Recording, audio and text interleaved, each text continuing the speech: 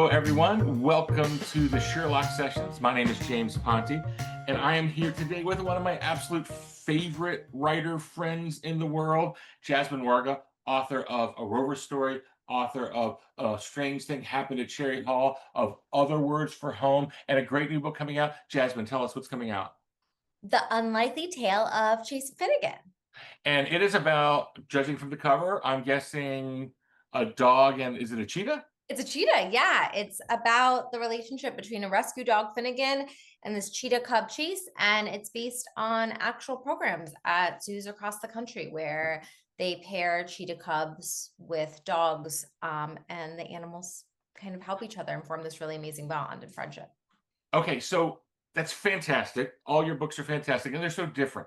I love the fact that they're different. But one thing I want to hit on when we get started. So today, for our writing workshop, we are talking about character and the importance of character. And hold up that cover. So one thing I want to point out about these covers. So among the characters Jasmine likes to write, there is a dog, a cheetah, a Mars rover, and a very precocious turtle.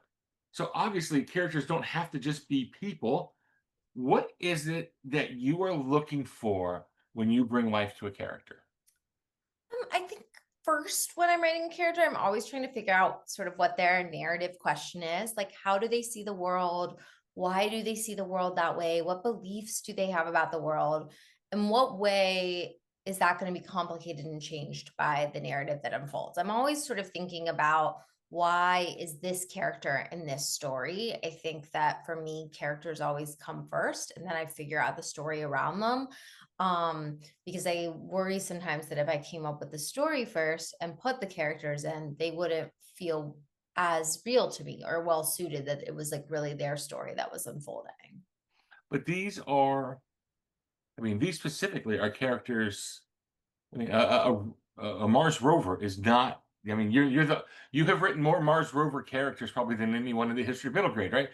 And so you had the character before you had the story still, even on that? Well, I mean, I knew that I wanted to write a book about a Mars rover, but what happened is I was thinking about this question that my daughter had asked me of, do you think that the robot is afraid during the launch? And so then I started thinking about, well, who is this rover and why would they be afraid or why would they not be afraid? And so before I began the book, I understood who resilience was, and I understood kind of that he was going to be a rover who felt things, and that was going to be kind of his primary challenge throughout the book, this feeling of difference. And I couldn't write the book until I understood that. I couldn't have set out to be like, um, you know, writing a book about a rover and figuring out who the rover was, if that makes sense. Right. So I Totally makes sense. agree with your question that yes, I narrowed it down that the character was going to be a rover, but I had no idea about Well, like but that's the that's story. amazing to me. And so your new book. Mhm. We have a cheetah and a dog. So, what was the inspiration for the character there, and how are you making two animals that don't have necessarily normal human traits identifiable for readers? I mean, how those have to be difficult characters to create. Yeah, they were. And that was the really big struggle with this book. That this would actually be a good example of what I'm talking about. If I had this concept, so we were at the Cincinnati Zoo a couple summers ago, and we went to see the Cheetah Run, which was a new exhibit that had opened. And it's really amazing to see like a cheetah go from 0 to their top speed. But what sort of really piqued my interest was when they brought out the dog and they were talking about the relationship between the dog and the cheetah. And I was like, oh my gosh, this is all the themes that I love to write about. Like, what does it mean to be friends with somebody a little bit different than you? How do our friends make us braver? But then I was like, really struggled for lots of months. I knew I wanted to write this book, but I had no idea who these characters were. And so I could have a really good concept, but I hadn't figured out the characters. And it wasn't until I like really pared it back and tried to map out their distinct arcs that I really understood, that for Finnegan, the dog character, his arc was going to be a lot about trust because he's coming from having lost his former home. And what does that look like? And how can you feel like he has this idea that at any time somebody could change their mind about him, and like how do you trust, and he has this idea that you have to be perfect to be worthy of love, which is something that I feel like is personal to me, and so that's how all of my characters, my characters are not me, but I'm always trying to find like a line into them. And then Chase has her own emotional journey of she's the only cheetah left at the zoo. And so she feels all this pressure around like performing and how do you represent cheetahs and what does it feel like when you're the only one, and again kind of a perfectionism arc. And so I think that they feel very distinct to me, as like I understand their emotional journey, and once I did, I was able to start working on the book. But I couldn't have just started like, okay, this is my cheetah character, this is what's going to happen to them. Right. So a couple times you use the term arc, and we have a lot of young aspiring writers, or even maybe not young, but people who are newer writing. What do you mean when you use the term arc in relationship to a character? Yeah, so for that, I mean their journey that they're going to go on through the book. So books are really like snapshots in time, right? We meet our character at one point, and by the end of the book, they've come to another point. And I think for a book to be satisfying, the point in which the book begins and the point in which the book ends, the character needs to be have had some kind of change, right? To Right. me, story is about change. Stories where nothing changes aren't usually that compelling to a reader or an audience. And change can happen in lots of different ways. It can be internal change, it can be external change. I think about my characters more in terms of internal change because that those are the kind of books I write. But if you were writing more like plot heavy books, there would probably be a lot more external change that's going on.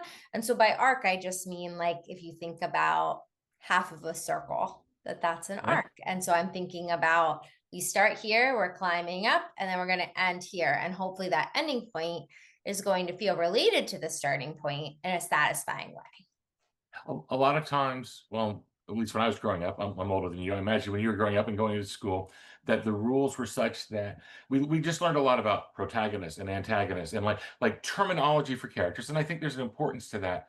I'll be honest, I don't think about that kind of thing when I write. Do you think about characters in those terms? Like the roles that they're playing to service the story? Or do you just think about them more in the terms of I have these different characters, what happens when I put them together? Or is there maybe a different way that you do it? Yeah, I mean, I don't think I think a lot about protagonist and antagonist, but I think that's because of the stories I write. Like, I don't normally have like a baddie or a villain because I'm not writing. I think maybe if I wrote like a fantasy novel, that would come into play more. But for me, what I'm interested in is that I think my protagonists are also my antagonists for themselves. Like, I think a lot of my books are really about characters learning to make peace with who they are and all of their complexity. And so they are both the protagonist and the antagonist of the story. And then the way they interact with other people is the same way, the other characters. And I think that's just, I'm interested in that kind of nuance and complexity. So I agree with you. Like, I don't think I map my books out that way, but again, I don't know if that's more genre Well, specific. I write genre books and I write books with a lot of plot in them. But to me, historically, I've often thought of protagonists and antagonists differently than I think most people do. Um, I think of I think the most important thing in the story is the change in the character's life, the Yeah. change in the character's perspective, whatever. And so, if there is a, for lack of a better term, a main character that may be the protagonist, doesn't mean it's the good guy. It doesn't even mean necessarily it's the main character. Sometimes it's the narrator. Sometimes it's the person who the narrator is really watching. But the antagonist to me is too often broken down to be bad. And to me, actually, the antagonist is the character that inspires the change in the other character. So, like in your book right now with the dog, in my methodology of it, I would think of each of them as the antagonist to the other, as the protagonist if they are creating the change in the other. But I don't like Oh, to that's so be interesting. I love that. I've never thought about it that way. But I like that they're like the catalyst for change. I think of them as the catalyst for change. right. They Um, for one another. And I think that they are there. It was really important to me. I mean, this is why this book was so difficult, and that I felt like they both needed to have distinct journeys, but their right. journeys were influenced by each other. And so that was a different And structuring for a no book doubt, to and I understand. haven't got to read it yet, but no doubt entangled with each other, right? Yeah, They yeah, and the rely on ways each other. that their beliefs about the world fuse, and they challenge one another. And so I think that what was really difficult about this book that was making both of them feel distinct, because they can't be on the exact same journey, right? They, No, but absolutely not. their journeys are similar. And so how do I tease that out? Now it's funny. So my best known series is City Spies, and City Spies has in it five, depending on how far you are in it, six main characters. And when you write a series, the dynamic is a little bit different because the characters are ever changing, but they're not resolving in the way that maybe in a standalone book a character would resolve. So what I did for me to it was very important for me that the characters feel distinct, and it was very important for me writing that I felt as a writer as invested in each of them so that the readers would also feel as invested in each of them. And so what I did is actually I took my five biggest problems from middle school and I gave each of them one of those problems. And they are constant. So in effect, they are five versions of me. And then the nice thing I did to them is I gave them strength that I didn't have to deal with those problems. But it's like constantly working out that. And so in a way, it's the time the characters most like me. But people ask, oh, is so and so based on this or so and so? And almost never base characters on actual people. I'm wondering, do you do that, or are you also creating from whole cloth?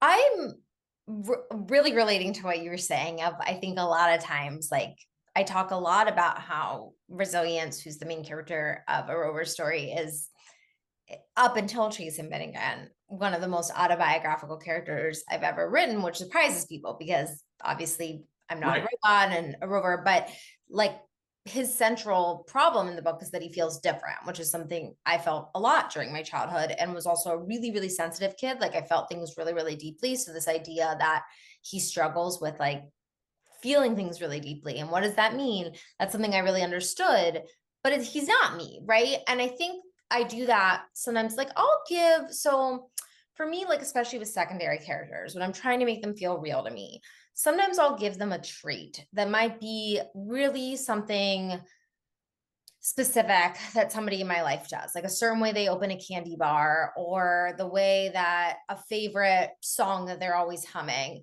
And that trait that I've given them just helps the character feel more real to me. They aren't that person at all that I Right. borrowed that trait from, but it gives me, like, it wedges open the door a little bit, that they no longer feel like a stock character. And I'm able to see them not so much in the way of, like, this is the role they're going to serve in the narrative, but more as, like, their own full being.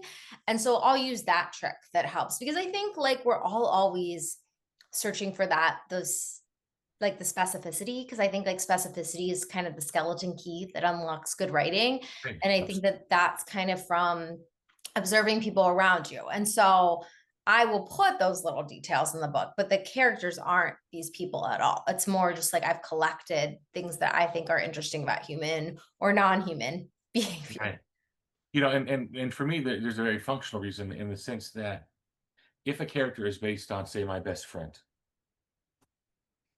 then I have trouble shaking what I'm doing to that character as though I don't want bad things to happen to my best friend. I don't want to give bad traits. And then all of a sudden they become less and less realistic because you're kind of protecting a person as opposed to if it is just based on that.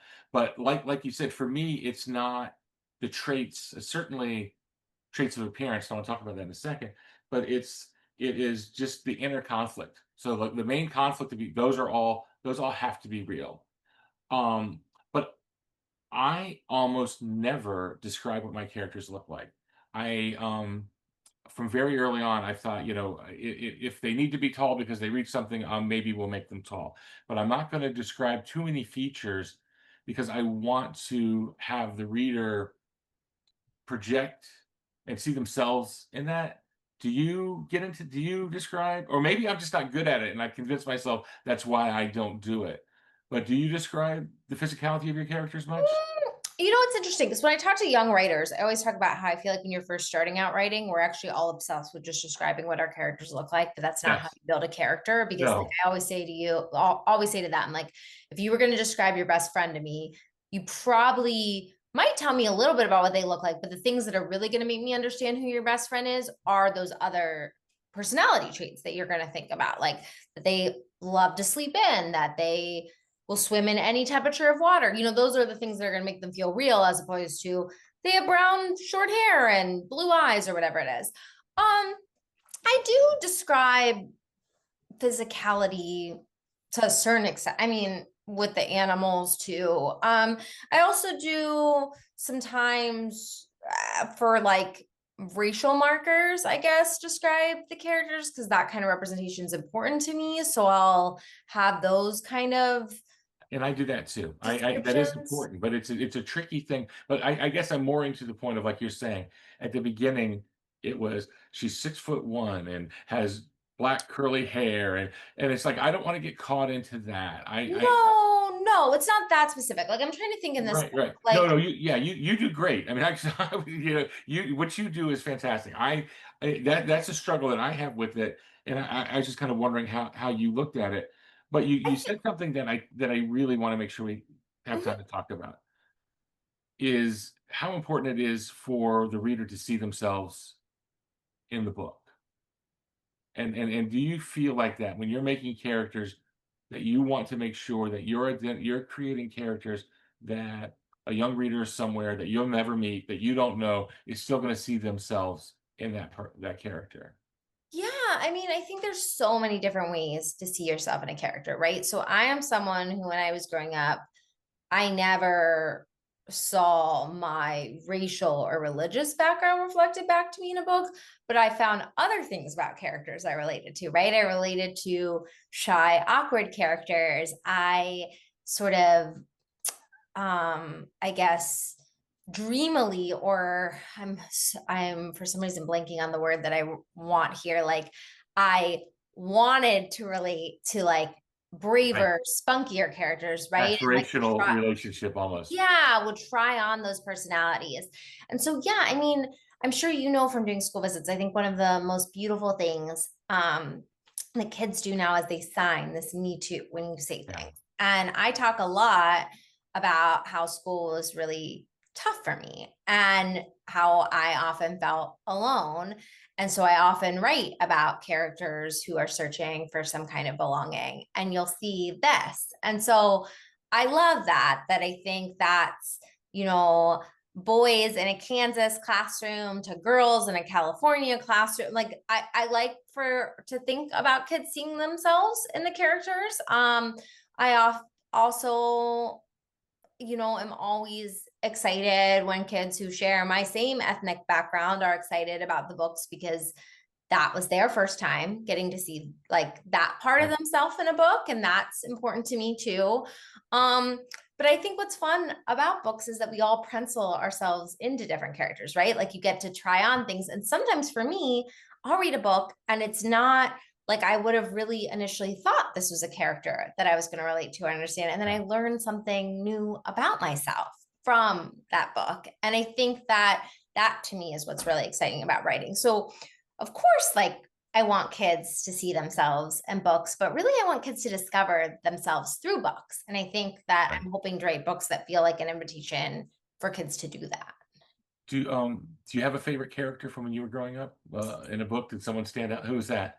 Well, my favorite book ever from my childhood was Ella Enchanted. And I think like the fact that she's such like a like she's cursed to be a goody goody, right? Who always follows the rules, and how that is kind of a curse. It was something I really related to as this like first oldest daughter in my family, like feeling like you know, achievement was the way to love and being celebrated. You know what I mean? Like all of those things. And so I think I really related to Ella and her journey in that book. I loved Harriet the Spy. I think a lot of writers love Harriet Yeah, just for because sure.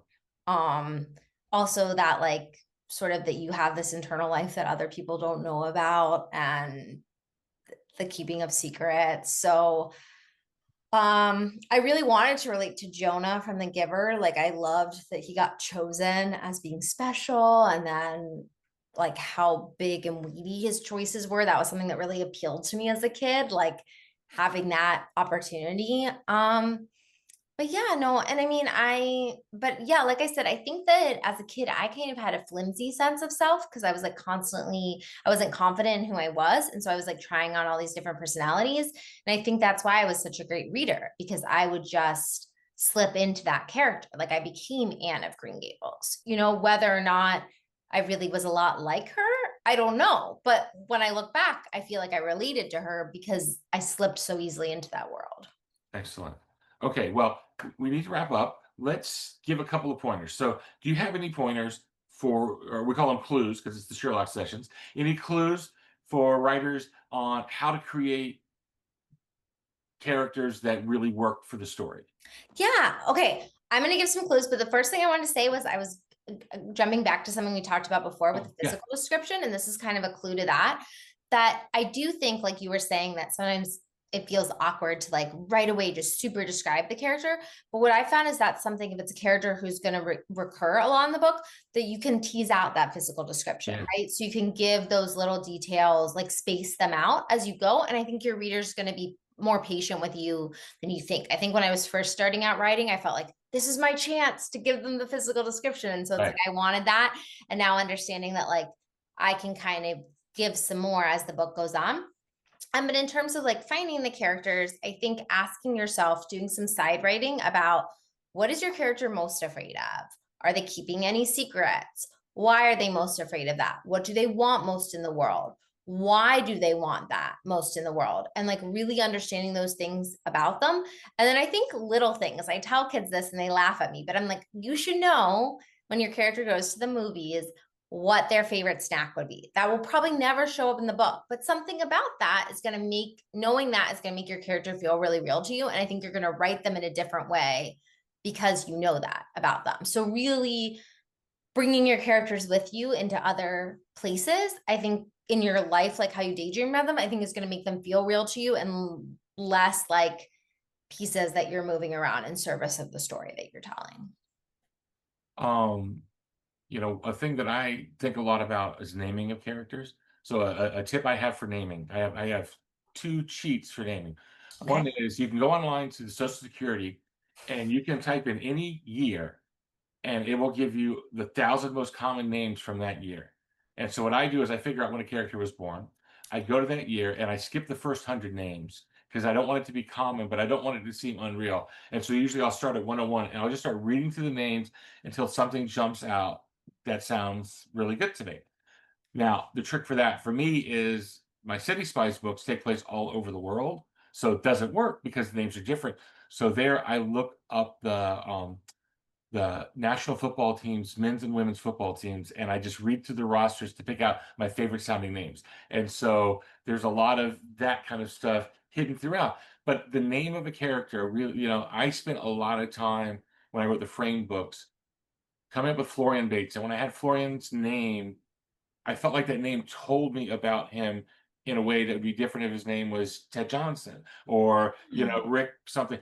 And having a name that you can really count on is great, but then overdoing it, like Zebediah McGonagall and so on, so it's like, 'cause then that's not it either. It's finding something that really speaks to you as, oh, that would be that character's name.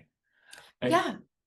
do you have any others, or are we good on that? Or No, I like that about the naming. I also always think about how the majority of us are named by our parents, right? And I think about my characters' names in that too, of being like, what would their parents have named them good. and why, and what would their expectations have been? And does my character like their name? Like, like that kind of tension. And so I think a lot about it. Like my name is Jasmine because it translates easily between English and Arabic. And the only other name my parents liked that they felt did that was Amira, but that means princess. And my mom didn't like that. But then Aladdin came out when I was going to kindergarten. And so the association with my name ended up being princess anyways. But those kind of things, that's like what I think about when I think about what like my character's names would be. But I totally agree with you. I'm like, you want the right name and you want to have enough punch, but you don't want it to feel so Right. forced. And I also like it to be a name that I can see what would their best friend call them that's maybe not the full formal name. Yes. And Yeah. and because you you're gonna be with these characters for a while. You want them to be real, I was James. Now, growing up, I'm James, and I was always James. I was never Jim, Jimmy, Jamie. Okay. But that tells you about my character, or it actually tells you about my mom, who would yell at people if they called me those things. But it's like, what all of those elements matter. And once that character comes to life, And don't be afraid that the character is going to change, because it's about the character changing, but also your perception of that character will change as you get to know them better and write them more. So don't feel tied down.